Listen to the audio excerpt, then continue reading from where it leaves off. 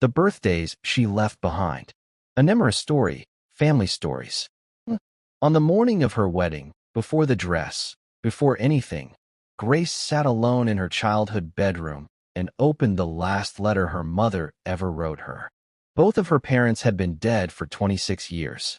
The envelope was soft and worn at the edges, because Grace had held it 1,000 times without opening it, the way you press your hand against a door you're not ready to walk through. On the front, in handwriting Grace had learned to read before she could read anything else, were 3 words. For your wedding. Her mother, Eleanor, had written it knowing she would never see this morning. She had written it for a grown woman she would never meet. And she had been waiting, in a battered cedar trunk at the foot of a bed, for 26 years, to be here. Because Grace was a child who should never have existed, loved by a family she would never remember, and a trunk full of letters was all she had left of any of them. This is the story of how a dying woman became, across all the years she would miss, the only family her daughter would ever know. Before we go any further, if stories like this one tend to stay with you, take a moment to subscribe so the next one finds you. And tell me in the comments where in the world you're listening from tonight. It always means more than you know to see how far these stories travel. You have to understand what Eleanor had already lost, or the rest of this won't break your heart the way it should. Because Eleanor had been a mother once before. Years earlier, she and her husband David had a daughter. They named her Rose. And Rose was everything, bright and laughing in theirs. But when she was barely 4 years old, the doctors found something in her small body. Cancer, the kind that takes children. And it took her, quickly, the way it does, before Eleanor had even finished learning how to be afraid. Eleanor buried her first daughter and broke in a place that does not fully heal. And from the day they lowered that tiny coffin, she wanted only one thing left in this world, to not have empty arms again, to hold a child, to be a mother to someone who got to stay. But the years would not give her another. She hoped and tried and grieved quietly every single month that it didn't happen, through her late 30s, through her 40s, until somewhere in there she finally made the kind of peace you make with a door you've decided is closed for good. And then, at 48, long after she had stopped believing it was possible, Grace. Eleanor used to call her my impossible girl. Impossible because of the years. Impossible because of everything that came before. She would stand over the crib at night just to watch her breathe, terrified and grateful, and unable to quite believe that after everything, after Rose, she had been given a child again. For 3 years, they were whole.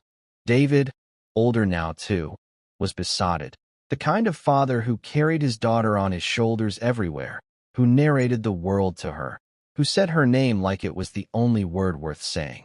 3 years of an ordinary, impossible happiness after a lifetime of loss. And then, on a Tuesday morning, with no warning at all, David's heart simply stopped. Grace was 3 years old. She would grow up with no memory of him. Not his voice, not his shoulders, not the way he said her name. The cruelest part of losing a parent that young is that grief eventually takes even the memory of the person, and Grace had been too small to store a single one. Eleanor was a widow now, raising a toddler alone, and grieving the only love of her long life. And she thought, surely, that she had paid enough. That fate, having taken her first daughter and now her husband, would at least leave her this child. It would not. A few months after she buried David, Eleanor got her own diagnosis. And it was the cruelest possible word. The same disease, the very same one, that had taken little Rose all those years before. The thief that had started her grief had come back, at last, to finish it. She was not going to live to raise her impossible girl either. You can imagine, or maybe you can't, what that does to a person. To lose one daughter. To spend a lifetime aching for another. To finally, miraculously, hold her. To lose the man you'd love her with. And then to be told that you, too, must go, and leave her alone in the world, too young to remember a single face that ever loved her. Most of us would have shattered. Eleanor had every right to. Instead, in the time she had left, she made a decision that would shape her daughter's entire life. If she could not stay, if none of them could stay, then she would find a way to leave her daughter her whole family anyway. So she bought a trunk, a battered, second-hand, cedar thing, and she began to fill it. She wrote a letter for every moment she knew she would miss. For your 6th birthday, for your first day of school, for when a boy breaks your heart, for the day you graduate, for when you feel like giving up, for your wedding, and near the bottom, the one that must have cost her the most, for the day you become a mother. But she did not only write as herself. Because Grace would not remember David, Eleanor filled those letters with him. The way he carried her on his shoulders, the songs he sang badly, the way he said her name.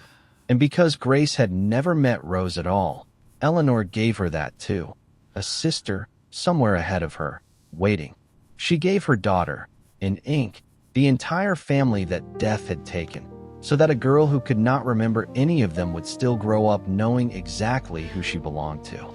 She wrote in the evenings, after Grace was asleep, when the pain let her think.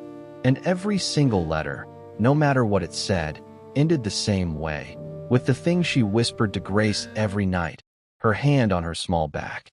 Take your time growing up, my love. Grow slow for me.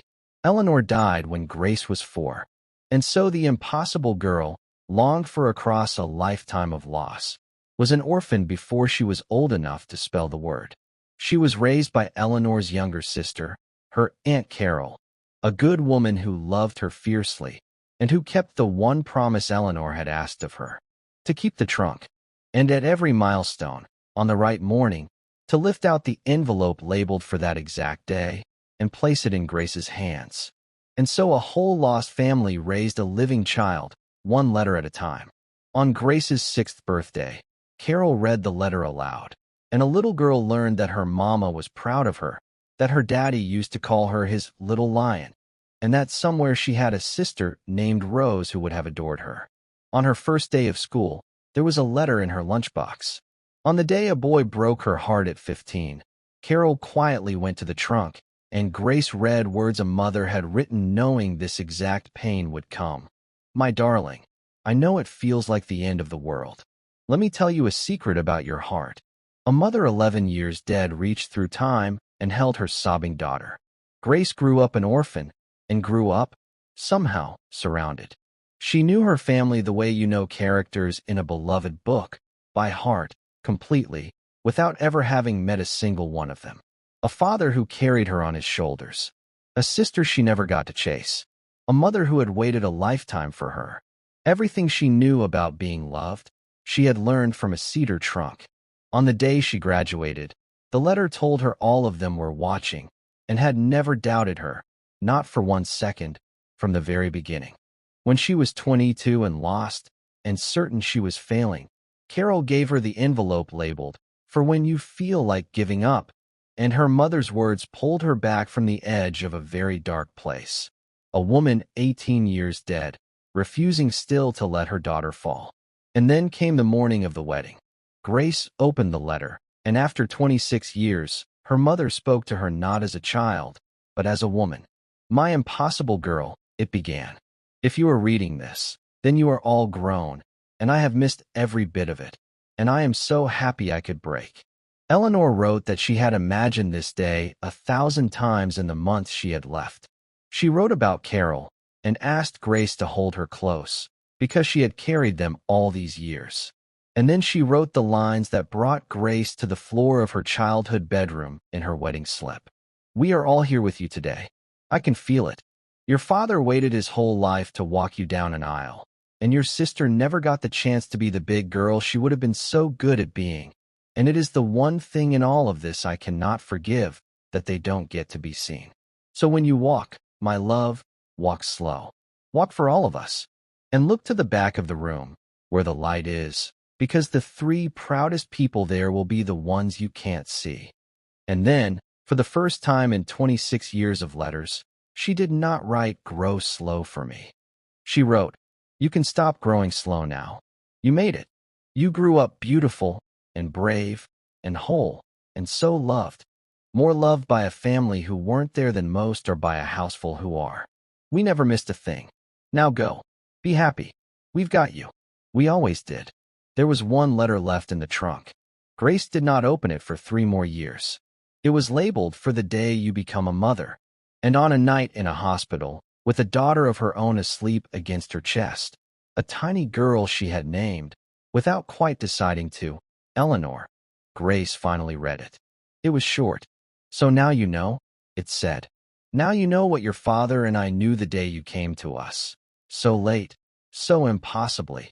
And what I learned the hardest way of all, with your sister, long before you. That you would do anything. That you would love them even past the end of yourself.